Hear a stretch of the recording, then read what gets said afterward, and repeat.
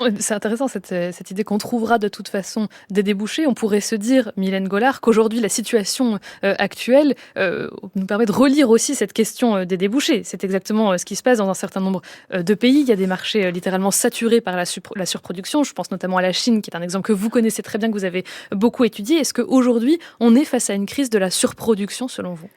Oui, alors là, aujourd'hui, on a un gros problème en économie, c'est qu'on a très peu d'économistes qui travaillent sur la question.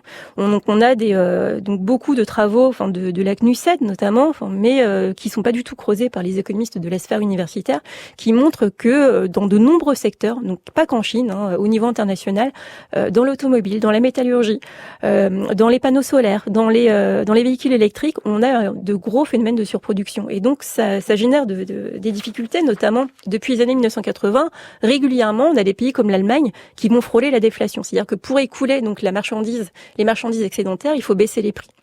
Donc on a ce problème de déflation, on a le problème de capacité de production oisive, donc de capacité de production dans les usines qui sont pas utilisées, donc comme on le pourrait à 100% ou 80-90%.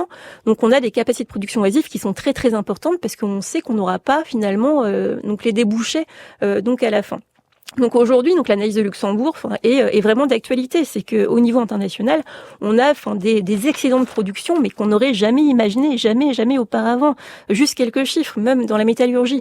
Donc pour l'acier, aujourd'hui, on considère qu'on a à peu près 600 millions de tonnes excédentaires. Donc 600 millions de tonnes excédentaires, donc produits au niveau international, c'est 5 fois la production d'acier donc de l'Union européenne.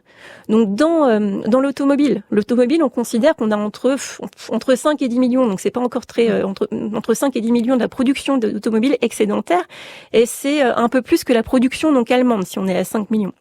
Donc ces problèmes de surproduction posent problème. Donc même en France, pour des entreprises comme Renault, en Allemagne pour Volkswagen, c'est très problématique parce que de pas pouvoir écouler donc ces marchandises, de pas fonctionner donc comme à 100%, forcément ça pèse énormément sur les profits. Et Mylène Gollard, c'est peut-être dans ce contexte-là qu'on pourrait se dire qu'effectivement le programme ReArm Europe, entre autres, mais en tout cas les augmentations de budget liées aussi à la défense dans la plupart des pays européens sont aussi liées à cette crise de la surproduction, parce qu'on peut se dire aujourd'hui, on ne va pas partir à la conquête de la périphérie, comme le disait Rosa Luxembourg, donc on va dire l'augmentation des budgets de défense sert aussi à cela.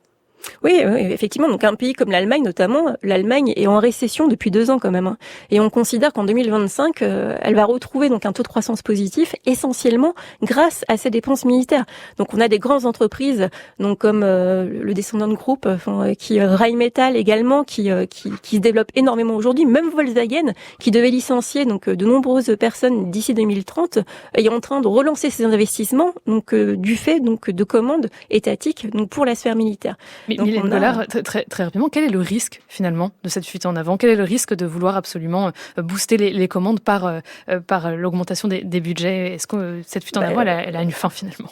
Il y a un risque humain déjà. Donc le risque humain, c'est que le but du matériel militaire, c'est d'être utilisé sur le terrain. Donc forcément, donc aujourd'hui, il est utilisé en Ukraine, il est utilisé en partie à Gaza.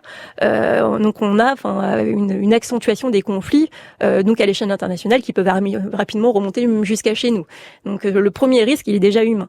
Le deuxième risque, il est sur le plan économique, qu'il n'est pas certain que ce soit pas juste une utilité de court terme. C'est que sur le moyen long terme, il va clairement falloir donc financer donc ces dépenses. On le voit, c'est tout le débat politique aujourd'hui. Aujourd'hui, on a une dette publique qui est à 113% du PIB. C'est équivalent à ce qu'on avait en 1945. Et pour résoudre une dette aussi importante, clairement, on va devoir donc augmenter les impôts, on va devoir diminuer les dépenses. On va diminuer les dépenses sociales, c'est les plus simples, le plus souvent. Et donc, sur le moyen long terme, on sait qu'économiquement, c'est sur ça qu'insistait beaucoup Luxembourg, c'était clairement inutile.